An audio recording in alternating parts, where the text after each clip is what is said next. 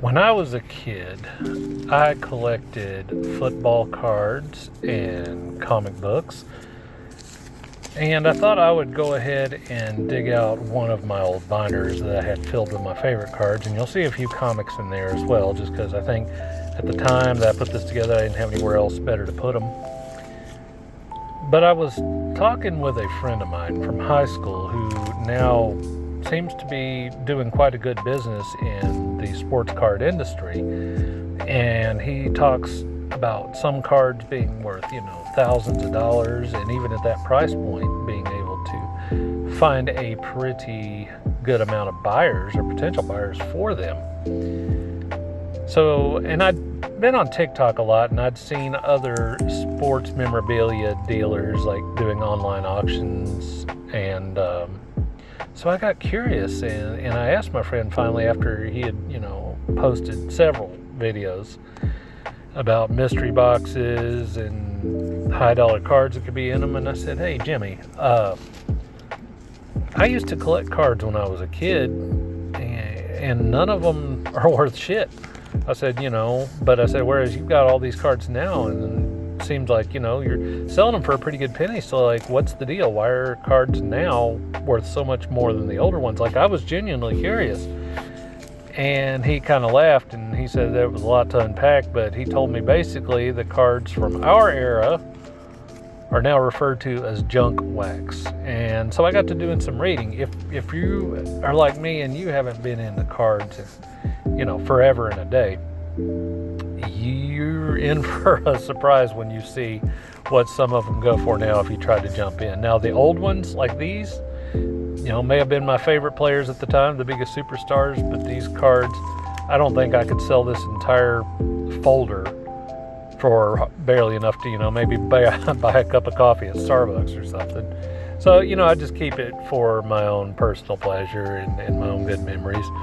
But man, I don't think I'd want to jump into card collecting now, because it seems like it's an expensive as hell hobby. When I was a kid, you could go into pretty much any gas station, Walmart, Kmart, dollar store, and there was no shortage of sports cards. Now, as I said, football was my main deal, as you can see, but they had them for basketball and baseball, of course, and wrestling, and even celebrity cards. Now, some things are starting to come together in my mind, because I remembered, especially during COVID, but it's still this way to a degree, you go into Target or Walmart and the sports card aisles, what passes for them are just absolutely ransacked. Like, there's nothing there unless it's just the real cheap lower end cards, which I guess would be today's modern equivalent of Pro Set. But so I got to thinking, and I got to doing some reading, and what I found was that it seems that the high-end sports cards especially have largely become the domain of online dealers and specialty sports memorabilia shops, and you more or less just have to have some connections to even get the damn things. But I remember going into Target not too long ago, and they even had a sign put up that said, whatever name brand football cards, it was one per customer, and even then you had to seek out an associate to get them for you. Like, there's no just going in, finding what you want and walking out with it like back in the day. Anyway, so I was curious about the term junk wax, and I got to looking at it, and yeah, cards back in the day, they were just produced by the millions and millions and millions, and it makes sense, as I never really thought about it before now, but supply and demand. There's just no demand for these old cards, and the supply is just absolutely astronomical. So even cards that, like your ones you're seeing here, that 30 years ago, you could have sold for $10, $20, $25. You couldn't even get pennies for them now. That's if you could find a buyer.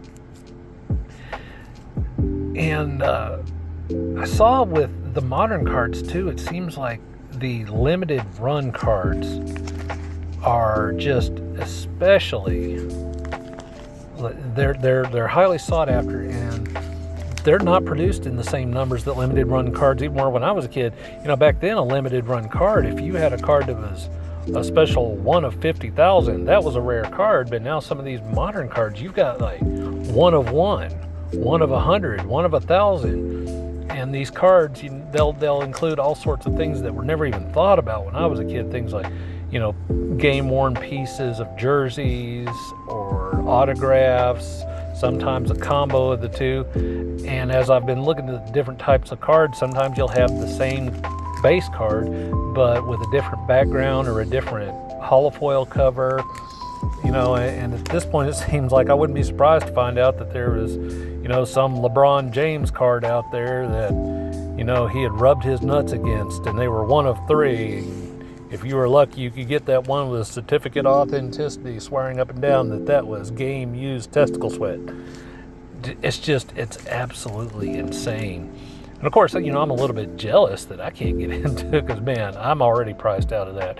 But it's just really, really something else. If you're getting into it for the first time in years, all I can say, gentlemen and ladies, is proceed with caution, because holy shit, this is not our sports card collecting hobby like it was when we were kids, for sure.